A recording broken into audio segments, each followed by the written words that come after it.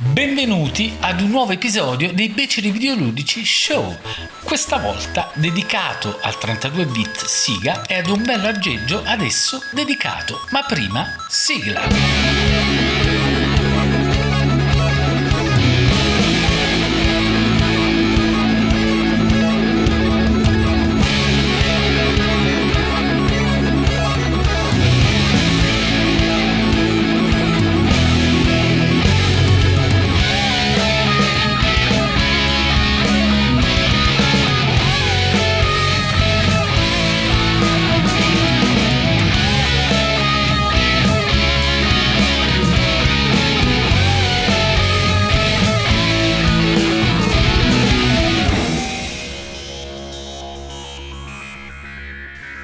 Il Saturn ha una storia sfortunata. Ha dovuto competere perdendo con la Sony e la sua PlayStation, ma non per questo non ha la sua schiera di fedeli appassionati che ancora oggi continuano ad amarlo in maniera incondizionata.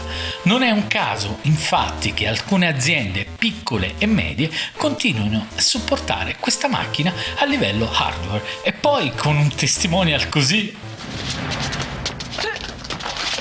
Segata Sanshiro!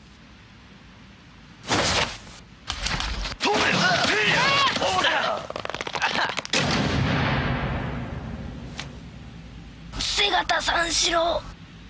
サターンしろ Il Fenrir cos'è?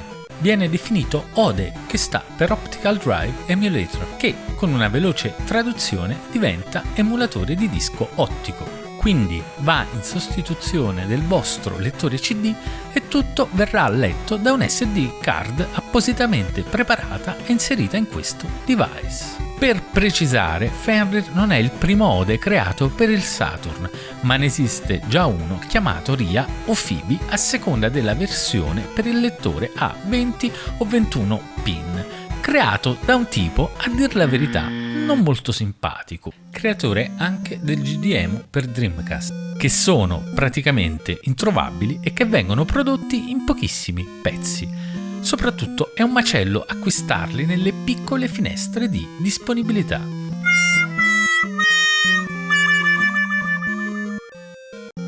Un altro, il Saziator, che addirittura andrebbe inserito nello slot posteriore senza dover rimuovere il lettore, sembra promettente, ma non si sa ancora quando uscirà, in quanto, anche qui, le informazioni sono date col contagocce. Quindi ben venga Fenrir, uscito un po' dal nulla, ma quasi subito disponibile e per quel che ho potuto testare molto efficace. La schedina si presenta bene, con una costruzione molto pulita ed una bella tonalità scura che ben si adatta al nostro Saturn, almeno i modelli PAL, con un bel logo molto aggressivo e d'impatto. Sembra solida e di qualità e viene accompagnata anche da una piccola staffetta per mantenerlo fermo all'interno della macchina. Acquistabile su 8-bit Mods in Inghilterra al prezzo di 112 euro più spedizioni, vi arriverà in un tempo più o meno breve a seconda della disponibilità. L'installazione è molto semplice, basta aprire il Saturn, staccare i cavetti e collegarli al Fenrir, che al momento è compatibile soltanto con i Saturn con il flessibile a 20 pin, ma si vocifera che questa limitazione verrà rimossa quanto prima. Fate attenzione al verso del flessibile, io la prima volta ho sbagliato e bestemmiato, nel caso giratelo. Prepariamo la nostra SD con i file necessari ed i giochi in formato Q e BIN, oppure IMG e CCD. Una lista della compatibilità, così come tutti i processi di installazione, sono disponibili sul sito degli sviluppatori e sono molto chiari. Io ho anche lanciato immediatamente l'update del firmware scaricato dallo stesso sito. Basta inserire l'update nell'SD e andare sul lancia applicazione nel BIOS del Saturn, che, a differenza di quanto accade quando l'update non è in cartella, partirà saltando l'animazione di boot. Dopo di questo potremo stare tranquilli in quanto, una volta aggiornato, il file verrà cancellato automaticamente. Accendendo il nostro Saturn ci troveremo davanti alla lista dei giochi caricati e selezionandoli partiranno automaticamente, insomma tutto semplice ed efficace. Ci sono ancora alcuni problemi, alcuni leggeri, altri un po' più pesanti, come la compatibilità con i giochi multidisco. Infatti si possono giocare solo quelli che non richiedono lo swap disk in-game, in quanto per resettare Fenrir al momento è ancora necessario un hard reset della console e va da sé che non possiamo tornare al menu e caricare l'immagine del secondo o del terzo disco e così via.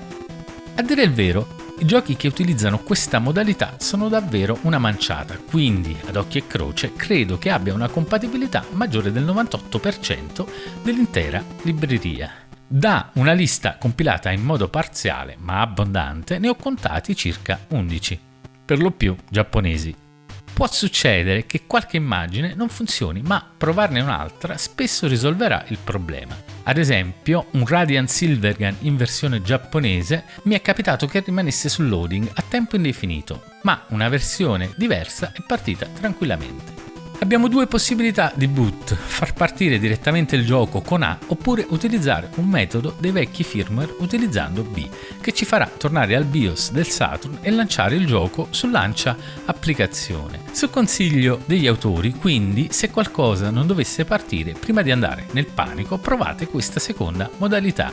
Le uniche altre opzioni che abbiamo sono quelle di fare il refresh della SD card e di settare la regione del BIOS della console. Il Fenrir presenta compatibilità con le varie cartucce che possono andare dall'Action Replay al famoso PSK. Quando una cartuccia sarà inserita nello slot avremo anche l'opzione di lanciare la stessa.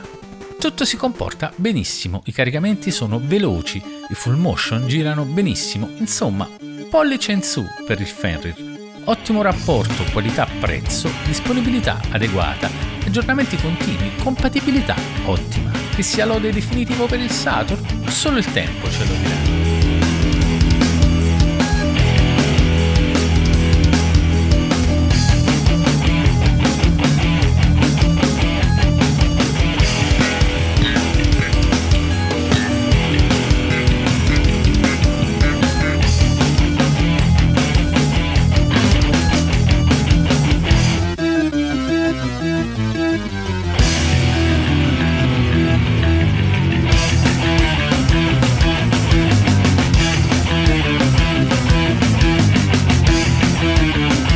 Grazie per essere stati con noi e per averci fatto raggiungere una milestone importante, i 1000 iscritti. Continuate a supportarci e noi continueremo a sfornare video con sempre più qualità.